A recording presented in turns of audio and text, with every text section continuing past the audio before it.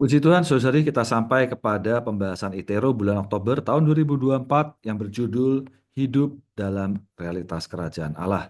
Kita sampai kepada berita yang ke-8 yang berjudul Memberitakan Injil Kerajaan dan Menjadikan Semua Bangsa Murid Tuhan.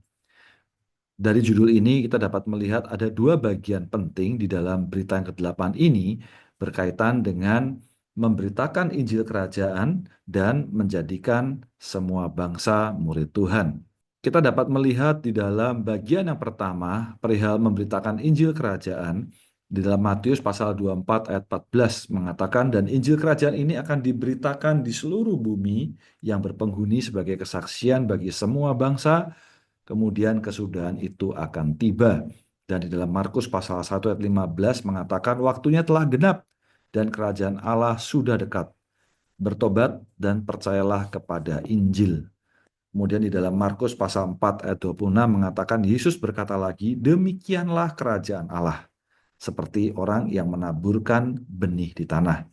Nah, saudara-saudari, dari tiga bagian ayat ini kita dapat melihat beberapa hal.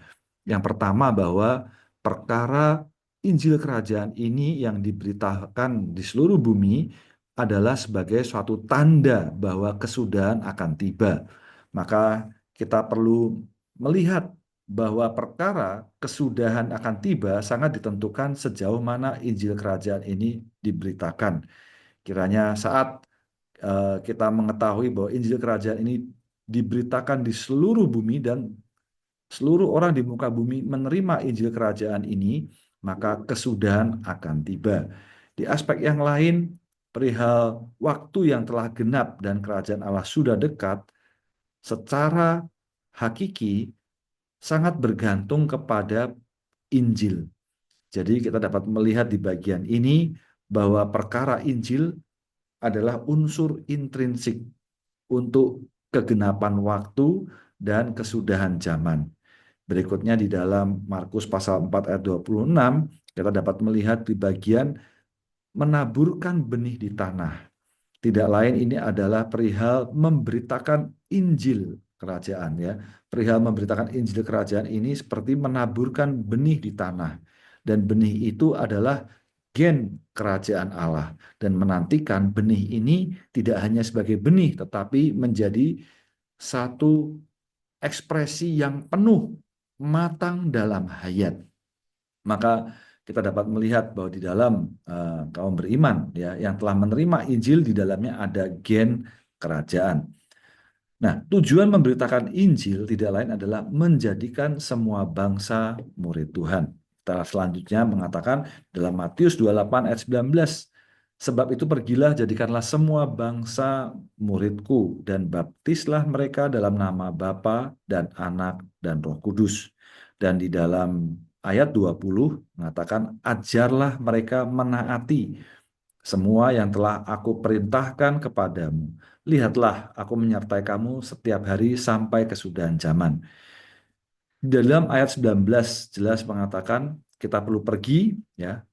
Perginya kita adalah memberitakan Injil Kerajaan. Maka hasil dari memberitakan Injil Kerajaan ini adalah menjadikan semua bangsa murid Tuhan, ya. Dan bagaimana mereka menjadi murid Tuhan, mereka perlu taat kepada semua yang telah Tuhan perintahkan kepada kita. Maka perihal kerajaan tidak lain adalah perihal menaati apa yang telah Tuhan perintahkan kepada kita. Demikianlah kita boleh menjadi warga kerajaan dan kita menempuh realitas hidup kerajaan. Kemudian kita akan melihat di dalam struktur garis besar di dalam berita ini, Romawi yang pertama membahas mengenai memberitakan Injil Kerajaan. Kita dapat melihat mengenai tiga aspek dari penaburan gen kerajaan. Ya, yang pertama kita perlu mengenal unsur intrinsik pemberitaan Injil Kerajaan adalah membiarkan atau melihat perkembangbiakan perluasan gen kerajaan. Kemudian di dalam kapital B dan C kita dapat melihat teladan Tuhan memberitakan Injil Kerajaan. Bagaimana Tuhan sepenuhnya berkoordinasi, tidak bersandarkan dirinya sendiri, tapi dia sepenuhnya berkoordinasi dengan Allah Tritunggal. Tuhan sebagai tabib, gembala, Tuhan yang empunya tuayan, dia berkoordinasi dengan selaras. Kemudian di dalam kapital D, kita dapat melihat hasil dari pemberitaan Injil Kerajaan. Tidak lain adalah sebagai tanda kesudahan zaman. Berikutnya di dalam Romawi yang kedua, berkaitan dengan menjadikan semua bangsa murid Tuhan, tidak lain adalah mendirikan kerajaan di bumi. Nah, bagaimana menjadikan semua bangsa murid Tuhan, maka perlu membaptis mereka. Nah, tidak hanya membaptis, di dalam kapital B, perlu mengajarkan kebenaran ilahi. Baik, kita akan lanjutkan dalam struktur pembacaan harian. Di dalam hari yang pertama sampai dengan hari yang kelima, membahas mengenai memberitakan Injil Kerajaan. Dan di hari yang keenam, baru kita melihat menjadikan semua bangsa murid Tuhan. Mari, di dalam hari yang pertama, jalan pikirannya adalah makna intrinsik, penaburan, dan perkembangan. Sehingga pokok pembahasan di dalam hari yang pertama adalah pemberitaan Injil Kerajaan adalah penaburan benih kerajaan. Jadi kita memberitakan Injil adalah menabur benih. Nah, benih apa yang kita tabur adalah benih kerajaan. Amen. Dan benih kerajaan ini ya ditaburkan ke dalam manusia, akhirnya berkembang menjadi kerajaan.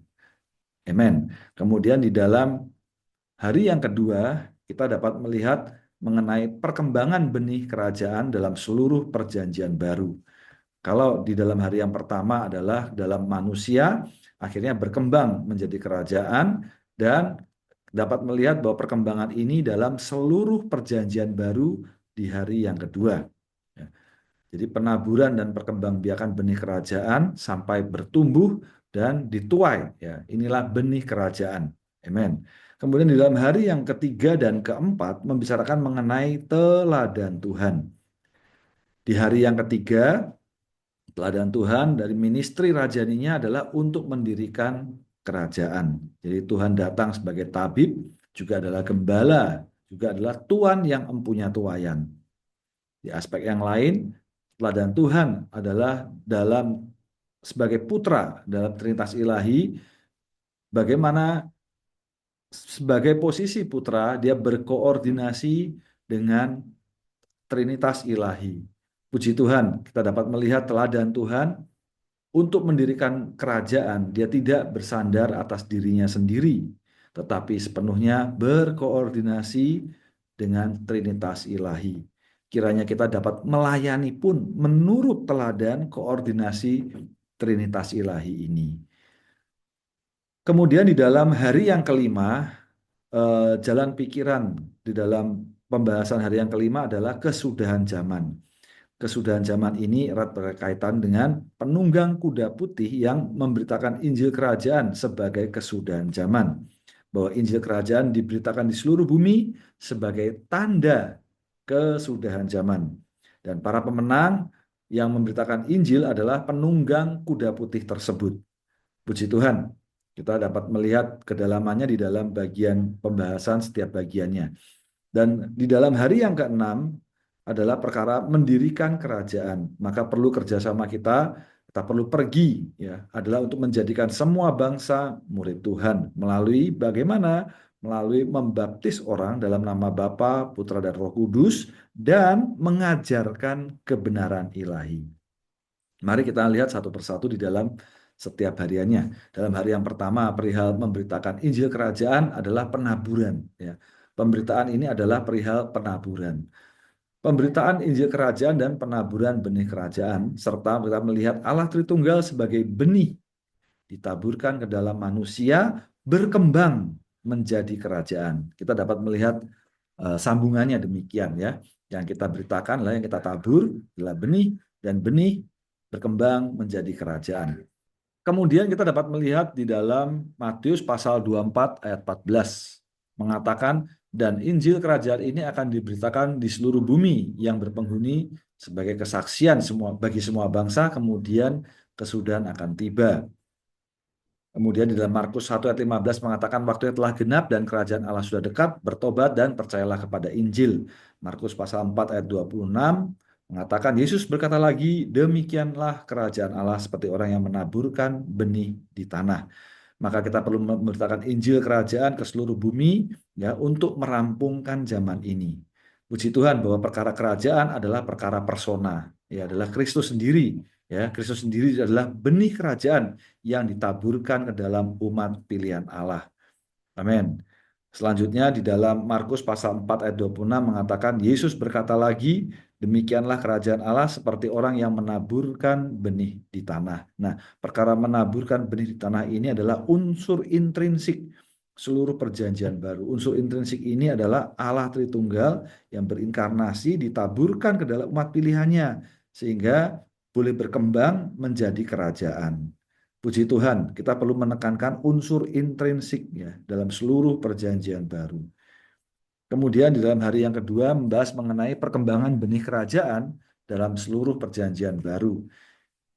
Kita dapat melihat bahwa penaburan dan perkembangbiakan dalam 4 kitab Injil dan kitab Kisah Para Rasul dan berkembang dalam surat-surat kiriman hingga pada kitab Wahyu. Di dalam Markus pasal 4 ayat 26 dikatakan Yesus berkata lagi, demikianlah kerajaan Allah. Seperti orang yang menaburkan benih di tanah. Dan penabur itu menaburkan firman. Nah, firman bertumbuh ya. Kemudian jumlah murid di Yerusalem bertambah banyak. Juga sejumlah besar imam taat kepada kepercayaan ini. Puji Tuhan, ya kita dapat melihat dengan jelas perihal benih firman bertumbuh sehingga bertambah banyak jumlah besar. Amin. Inilah perkembangbiakan ya dari 4 kitab Injil dan kitab Kisah Para Rasul. Kemudian kita dapat melihat juga di dalam perkembangannya dalam surat-surat kiriman sampai kitab Wahyu. 1 Korintus pasal 3:6 mengatakan, aku menanam, Apolos menyiram, tetapi Allah yang menumbuhkan. Dan di dalam 2 Petrus pasal 1 ayat 11 mengatakan, kamu akan memperoleh suplaian yang kaya dan melimpah lengkap untuk masuk ke dalam kerajaan kekal Tuhan dan Juru Selamat kita, Yesus Kristus. Dan di dalam Wahyu 14 ayat 4 adalah mereka dibeli dari antara manusia sebagai buah sulung kepada Allah dan kepada anak domba. Nah, di sini kita dapat melihat bahwa di dalam surat-surat kiriman ada pertumbuhan benih kerajaan. Ya, ini bertumbuh, ya, menanam, menyiram, dan bertumbuh. Kemudian di dalam kitab Wahyu, penuaian benih ini di dalamnya terdapat buah sulung hasil tuaian. Jadi artinya dari benih sudah bertumbuh, kemudian amen, boleh menjadi buah yang matang sebagai buah sulung hasil tuaian yang pertama ya, hasil tuaian yang dipersembahkan. Hasil tuaian ini di mana? Itu di dalam kerajaan 1000 tahun ya, sebagai perkembangan penuh dari benih kerajaan di mana para pemenang meraja bersama Kristus ya. Ini adalah umat dari gen kerajaan, dari benih ya, adalah gen sepenuhnya bertumbuh sampai dewasa menjadi para pemenang. Puji Tuhan. Dan dalam Yerusalem baru perkembangan yang paling penuh dari benih kerajaan ini. Amin. Semoga kita dapat melihat ya dari perkara benih bertumbuh ya, berkembang sampai perkembangan yang paling penuh dalam Yerusalem baru. Selanjutnya di hari yang kedua, kita dapat melihat Tuhan Yesus yang mendirikan ministry. Dia sebagai tabib, sebagai gembala, dan tuan empunya tuayan. Matius pasal 9 ayat 12 mengatakan ketika Yesus mendengar perkataan ini, dia berkata, orang yang sehat tidak memerlukan tabib kecuali orang yang sakit. Puji Tuhan, bahwa Tuhan datang melayani sebagai tabib. Tujuannya adalah untuk menyembuhkan, memulihkan, menghidupkan, menyelamatkan orang agar mereka dapat disusun ulang. Amen. Kita dapat melihat bahwa tujuan Allah yang menyembuhkan bukan untuk diri kita sendiri, tetapi adalah agar disusun ulang. Kita perlu berkesan dengan bagian ini ya, agar mereka dapat disusun ulang. Nah, mereka yang dijadikan umat kerajaan surgawi adalah orang kusta, lumpuh, demam, dirasuk setan, dan yang terkena berbagai penyakit, pemungut cukai yang diremehkan, dan orang-orang berdosa. Puji Tuhan, ini adalah kondisi yang kasihan ini ya, dijadikan umat kerajaan surgawi.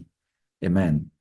Kemudian di dalam Matius pasal 9 ayat 36 kita dapat melihat orang banyak itu, Yesus tergerak dengan belas kasihan terhadap mereka karena mereka tersiksa dan terlantar seperti domba yang tidak memiliki gembala. Ayat 38 mengatakan, sebab itu mintalah kepada tuan tuayan agar dia mendesak pekerja-pekerja dalam penuaiannya. Kita dapat melihat bahwa Raja Surgawi menganggap dirinya bukan hanya sebagai gembala, tetapi juga tuan, empunya tuayan. Bahwa kalau domba memerlukan penggembalaan, ya, kalau tuayan perlu dituai, ya. Sebagai domba kita perlu digembalakan. Namun perihal tuayan ini kita perlu sampai kepada kedewasaan, ya, sampai kepada kematangan sehingga layak untuk dituai. Bahwa kerajaan didirikan dengan hal-hal hayat yang dapat bertumbuh dan berlipat ganda. Dan kawanan domba tersusun dari makhluk hidup, tuayan tersusun dari tanaman yang hidup. Ya, jadi artinya kita memang perlu bertumbuh, ya, berlipat ganda. Amin. Selanjutnya di dalam hari yang ketiga, kita dapat melihat perihal anak dalam Trinitas Ilahi mendirikan ministry rajani untuk mendirikan kerajaan. Amin. Ya, mendirikan ministry rajani tujuannya adalah untuk mendirikan kerajaan. Kita dapat melihat teladan dari Tuhan dalam koordinasi dengan Trinitas Ilahi. Amin. Dan kita melayani menurut teladan koordinasi ini. Ya, kita telah melihat, kemudian kita melakukan, ya, kita melayani. Amin. Di dalam Matius 12 ayat 28 dikatakan, tetapi jika aku mengusir setan bersandarkan roh Allah, maka kerajaan Allah sudah datang kepadamu. Di sini kita dapat melihat, aku mengusir setan bersandarkan roh Allah, maka kerajaan Allah. Jadi Sang Putra melaksanakan ministrinya adalah bersandarkan roh Allah. Kiranya kita berkesan dengan bagian kalimat ini, bersandarkan roh Allah, tidak bersandarkan diri sendiri. Amin. Ya, bahwa pergerakan Trinitas Ilahi berdasarkan koordinasi ilahi ini. Memperlihatkan kepada kita keselarasan, keindahan, dan keunggulan Trinitas Ilahi. Merupakan teladan yang unggul dan indah yang didirikan oleh kepala untuk koordinasi kita sebagai anggota-anggota tubuhnya. Puji Tuhan, kita telah melihat bagaimana Sang Putra berkoordinasi, ya, bersandarkan roh Allah. Lalu kita melihat bagaimana dengan kita. Ya, di dalam Ibrani pasal 9 ayat 14 mengatakan, apalagi Kristus yang melalui roh yang kekal mempersembahkan dirinya tanpa cacat kepada Allah. Bukankah supaya melayani Allah yang hidup? Ya, ini adalah teladan koordinasi yang baik bahwa semua anggota tubuh seharusnya belajar kepadanya. Puji Tuhan, ya, Kristus melalui roh yang kekal mempersembahkan dirinya tanpa cacat kepada Allah. Amen, ya. Jadi kita melayani Allah yang hidup adalah Kristus yang melalui roh yang kekal. Inilah teladan yang dapat kita lihat dan kita lakukan. Maka apa yang kita lakukan tidak seharusnya bersandarkan diri sendiri, tetapi bersandarkan beberapa orang lainnya, ya, kaum beriman lainnya. Ya, selain itu apa yang kita lakukan tidak seharusnya bagi diri kita sendiri, tetapi bagi kepentingan dan hak Allah di bumi. Perhatikan, kepentingan dan hak Allah di bumi. Amin. Kita tidak bersandarkan diri sendiri, tidak bagi diri sendiri, tidak kepada diri sendiri. Saya bacakan untuk kita semua. Anak tidak sandar percaya kepada diri sendiri, tetapi sandar percaya kepada Bapa. Apa saja yang dia lakukan, tidak bagi dirinya sendiri, tetapi bagi Bapa. Apa saja yang dihasilkan darinya, semuanya kembali kepada Bapa. Dia sepenuhnya tidak bersandarkan dirinya sendiri, tidak bagi dirinya sendiri, dan tidak kepada dirinya sendiri.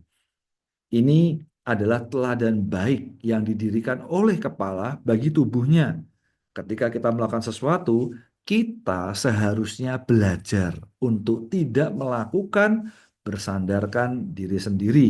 Meskipun kita yang melakukannya, tetapi kita tidak seharusnya merupakan saluran. Kita memerlukan personal lain sebagai saluran kita, agar kita dapat melakukan sesuatu melalui saluran ini. Selain itu, kita tidak seharusnya mengambil manfaat dari apa yang kita lakukan. Seharusnya ada penerima manfaat lain yang mendapat manfaat dari apa yang kita lakukan dan apa adanya kita. Puji Tuhan, Saudari, kita perlu menyadari bahwa sampai pada titik tertentu kita mengandalkan orang lain, kita mengandalkan koordinasi kita dengan kaum beriman yang lain, sehingga kita menyadari bahwa kita bukan apa-apa, bukan siapa-siapa. Bahkan menyadari bahwa sebagai saluran pun juga bukan, yang tidak lain sepenuhnya mengandalkan diri Allah Tritunggal sendiri. Ketika kita mengandalkan, bersandarkan Allah Tritunggal sendiri, bersandarkan kaum beriman yang lain, maka sampai pada satu taraf kita pun melupakan siapa kita, kedudukan kita. Kita hanya sepenuhnya ya bersandarkan diri Allah di dalam kitalah yang menyalurkan dirinya. Saya ulangi, diri Allah di dalam kita yang menyalurkan dirinya melalui kita. Sehingga kita dapat mengatakan, bukan aku, melainkan Kristus. Amin. Selanjutnya kita dapat melihat bahwa pemenang yang menunggang kuda putih memberitakan Injil Kerajaan adalah tanda kesudahan zaman. Bahwa pemberitaan Injil ini adalah tanda ya. Kita perlu berkesan bahwa ini adalah tanda kesudahan zaman. Ini adalah tanda yang besar ya mengenai kesudahan zaman. Dan yang menunggang kuda putih tidak lain adalah para pemenang. Mari kita melihat di dalam Matius 24 ayat 14 dikatakan, dan Injil Kerajaan ini akan diberitakan di seluruh bumi yang berpenghuni sebagai kesaksian bagi semua bangsa. Kemudian kesudahan itu akan tiba. Ya, bahwa kesudahan itu tiba sebagai tanda paling penting adalah kerajaan ini, Injil Kerajaan ini diberitakan di seluruh bumi. Bahwa ketetapan kehendak Allah satu-satunya di zaman ini adalah melalui pemberitaan Injil, ya, agar gereja sebagai tubuh Kristus beroleh pembangunan yang rampung sempurna pada Yerusalem baru. Hari ini kita sepenuhnya bersatu dengan pemberitaan Injil ya, penaburan benih, sehingga pada Yerusalem baru pembangunan ini rampung sempurna. Kemudian di dalam Wahyu pasal 6 ayat 2 dikatakan, aku melihat, lihatlah ada seekor kuda putih dan seorang yang menungganginya memegang busur. Mahkota diberikan kepadanya dan dia keluar menaklukkan dan akan menaklukkan lagi. Nah, kuda putih ya adalah pemenang yang memberitakan Injil ya, menjadi penunggang kuda putih itu ya, mereka yang menunggang. Nah, memegang busur, busur ini tanpa anak panah menunjukkan bahwa anak panah itu sudah ditembakkan, sudah dilepaskan untuk menghancurkan musuh, ya, dan kemenangan sudah didapat. Artinya anak panah ya telah dilepaskan, ya, dan kemenangan sudah didapat. Dan hasilnya adalah mahkota, ya, diberikan kepadanya. Ya, mahkota ini adalah kemuliaan Kristus. Karena kita memberitakan Injil tidak seharusnya malu, melainkan merasa mulia. Puji Tuhan. Amin. Bahwa pemenang adalah yang menunggang kuda putih. Kemudian bahwa Injil Kerajaan diberitakan di seluruh bumi adalah tanda kesudahan ini. Ya, kesudahan zaman. Dalam pelajaran Hayat Matius berita ke-62 mengatakan bahwa tanda yang kuat dari kesudahan zaman ini adalah Injil Kerajaan diberitakan di seluruh dunia. Karena itu pemberitakan Injil Kerajaan akan merupakan tanda terbesar kesusahan zaman ini. Ralat ya, seharusnya adalah kesudahan ya, harusnya kesudahan zaman ini.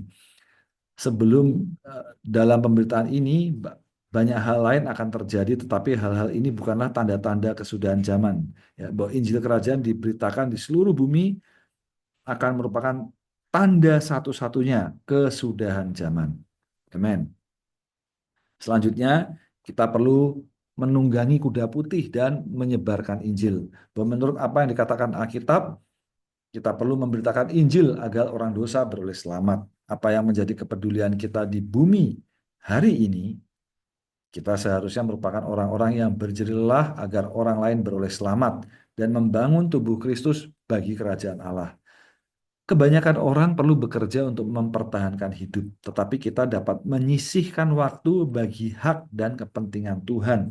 Kita tidak memiliki alasan untuk tidak memberitakan Injil. Kita perlu menunggangi kuda putih dan menyebarkan Injil. Amen. Ya.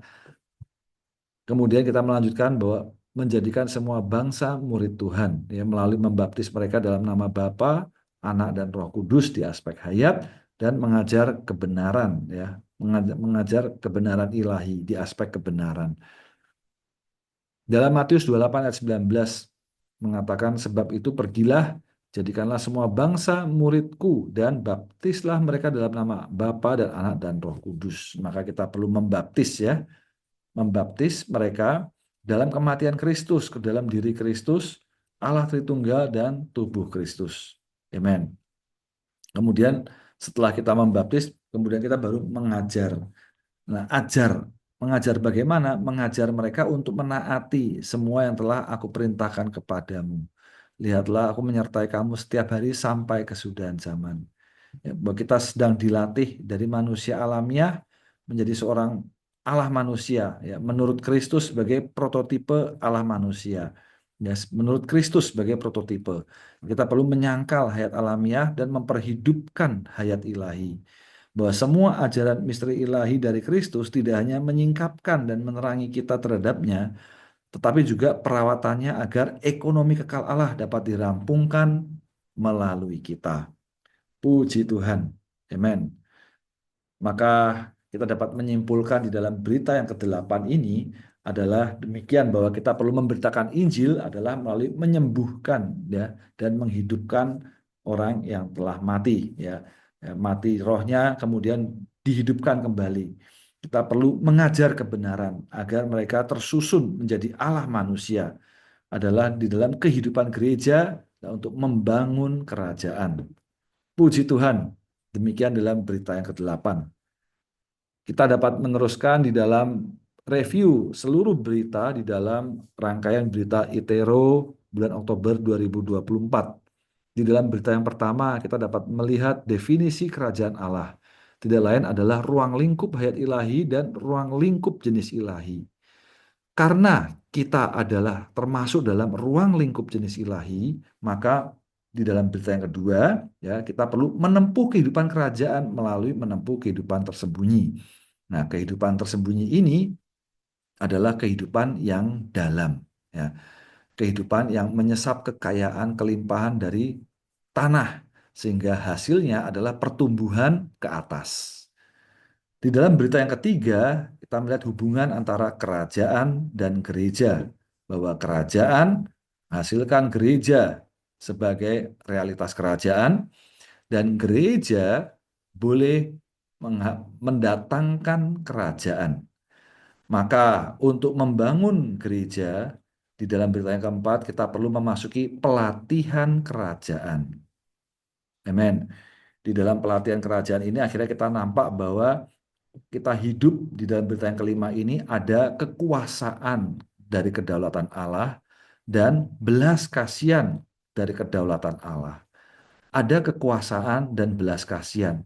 Sepenuhnya adalah berkaitan dengan kedaulatan Allah. Ini adalah dari sisi Allah.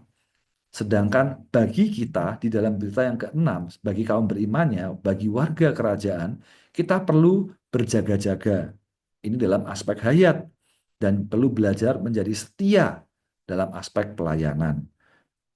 Kita dapat melihat dari aspek Allah dan dalam aspek kaum beriman sebagai warga kerajaan, umat kerajaan. Nah, umat kerajaan ini kita dalam berita yang ketujuh, ya, untuk mendatangkan kerajaan perlu peperangan rohani. Nah, untuk sampai pada peperangan rohani, maka kita perlu sampai kepada kedewasaan yang penuh dalam hayat. Dan kita menempuh hidup kerajaan Allah, yang kerajaan anak yang dikasih Allah. Bagaimana menerapkan perkara ini di dalam berita ke-8 adalah melalui memberitakan Injil kerajaan dan menjadikan semua bangsa murid Tuhan. Amin. Kiranya melalui 8 berita ini, kembali kita boleh diingatkan, kita hidup dalam realitas kerajaan. Puji Tuhan atas rangkaian berita ITERO bulan Oktober tahun 2024. Mulia bagi Tuhan.